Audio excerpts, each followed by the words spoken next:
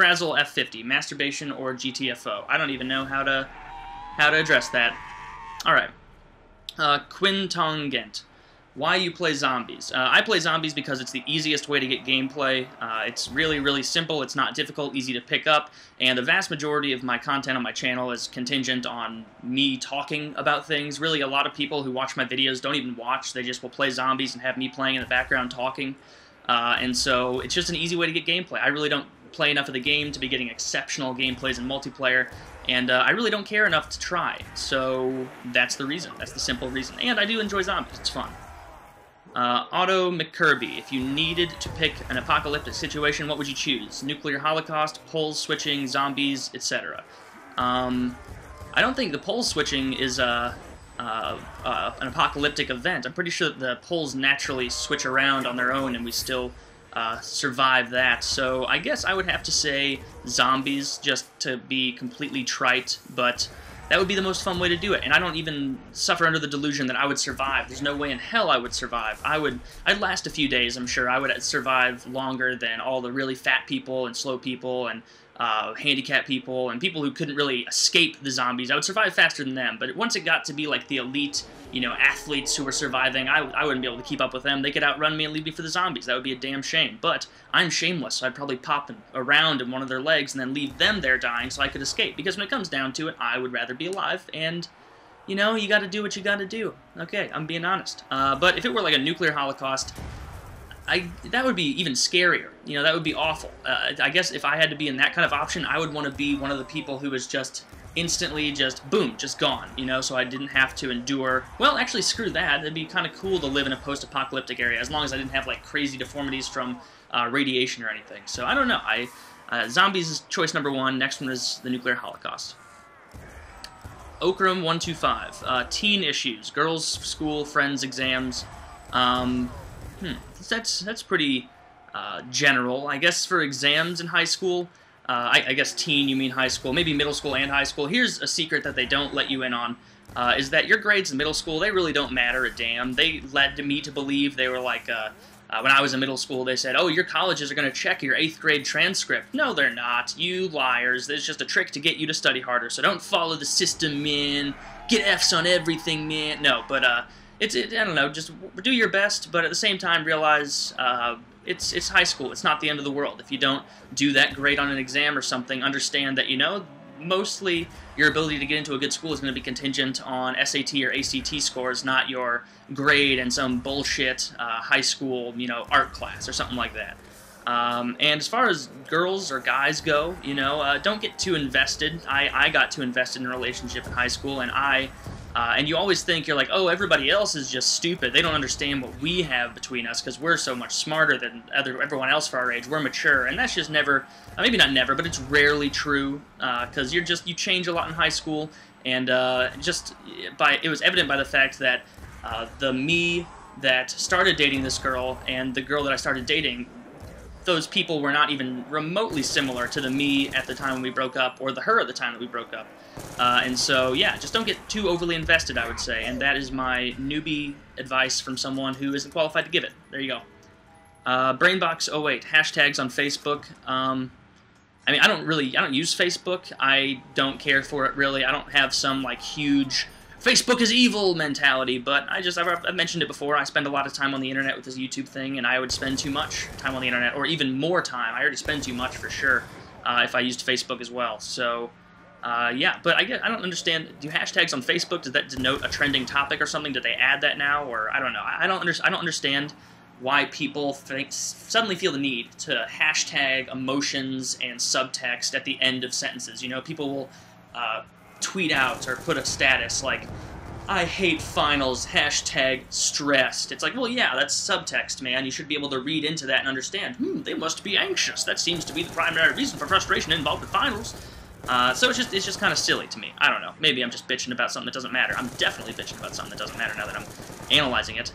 Oh well, hindsight's 20/20. Anthony Sucks. What do you think about the idea of having miniature dog paws for fingertips? By the way, you're the best. Thank you. I think that is a very bad idea. I am a huge fan of my fingertips, and I don't know. That's a very... What? What? how much thought have you put into this? Leave a comment. Tell me what is the advantage or disadvantage as you perceive it, because I have not done my due diligence with studying the varying patterns on the bottom of dog feet, and so I would be remiss to even pretend to have the appropriate knowledge to address this subject. What special weapon should be added in Black Ops 2 Zombies X Foghorn? I mean, anything. Honestly, I want something new. I want a new, fresh, poppin', awesome weapon. That'd be cool, but even if they can't give me that, bring back the Scavenger. The Scavenger was at least a ton of fun, but then you have to deal with the fact that the Scavenger is really only usable if you have Dr. Flopper, you know, and it's even to the point where I don't like using the ray gun unless I have Dr. Flopper, which is frustrating because it's every time you get a ray gun, or the Mustang and Sally in Black Ops 2, it's pretty much an understood future event that you will blow yourself up. You will blow yourself up eventually, you know?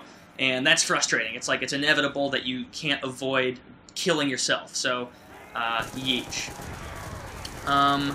Grizzly Peterson, if you could go back in time, where would you go? I don't know.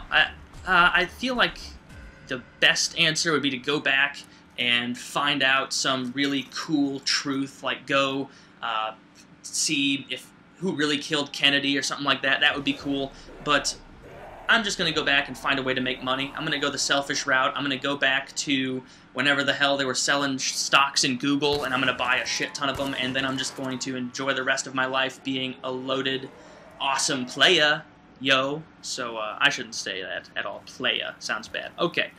Xfrags V3, the person who called her daughter hashtag. I don't know what that means. Who called her daughter hashtag? Like she named her daughter hashtag, or she... Well, I don't know what you mean. If she didn't name her hashtag, that's half past retarded. That's ridiculous. I can't believe it. Well, I can believe it, actually. You know what? I wouldn't put it past him. Jack Foley, Girl with the Dragon Tattoo book trilogy is absolutely fantastic. Please read it. You will love them. Don't watch the movies. Well, don't you tell me what to do. I'm going to watch those movies right now because you said not to, and I'm a rebel. X Tomatoes, the death penalty. You know, I want to say I'm against the death penalty, but, you know, ideologically I'm against it, but I can understand if you are the victims, if you had like a brother or sister, mom and dad, or someone who was murdered, you would want the murderer, you know, to face the harshest punishment. But at the same time, that's just driven by a need, or a feeling, you know, a visceral, gotta get revenge, and, you know, it doesn't actually fix anything. So the other part of me who, you know, isn't as emotionally invested in it realizes, you know, maybe prison should be about, I don't know, helping people get their problems under control and giving them therapy and helping them to realize what they did was wrong so that they can be reintroduced into society as a productive member. But instead, it's more of like, you screwed up once and now you're here to rot forever, and that's kind of a sad mindset to have about it. But I really don't know. I don't know about the death penalty. I guess I'd say I'm against it, but I can definitely see situations where emotionally I'd be like, oh, that person deserves it for sure. Ishan Sevik, where are you on the political spectrum, and please can I get a shout out?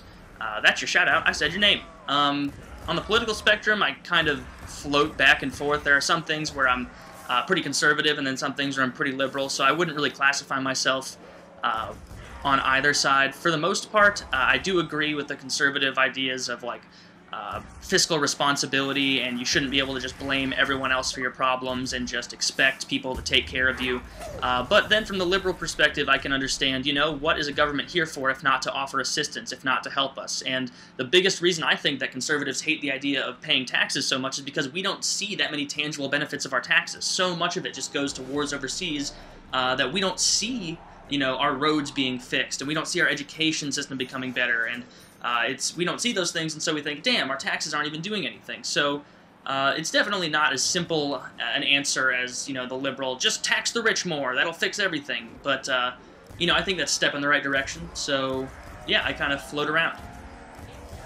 Britboy9, blindness or being deaf? I guess I would rather be deaf than blind, because I can't imagine not being able to see. Seeing is a big part of my life, and definitely want to keep that in play. But God, it would be awful to be deaf too, but at the same time, when you think about being deaf, I feel like there's a lot more you can do to compensate and be able to hear now, whereas the eyes are just so complex, there's not much we can do to mimic human sight. Or maybe I'm wrong, maybe I just need to bone up on my new, you know, optical